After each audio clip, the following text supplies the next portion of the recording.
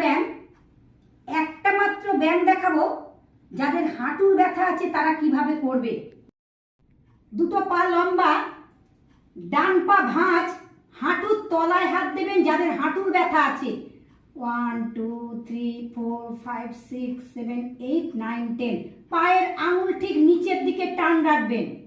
বাপা শ্বাস নিতে নিতে তুলবেন পাকে, যতটা পারবেন হাঁটুকে বুকের কাছে রাখার চেষ্টা করবেন। পায়ের পাতা, পায়ের আঙুল নিচের দিকে টান। 1 2 3 4 5 6 7 8 9 10।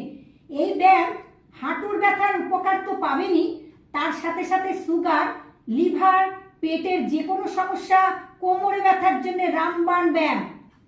দুটো পা একসাথে, শ্বাস নিতে নিতে পাকে তুলবেন, দুটো হাতের পাতা ঠিক এইভাবে রাখবেন, পাকে চেষ্টা করবেন বুকের কাছে রাখার।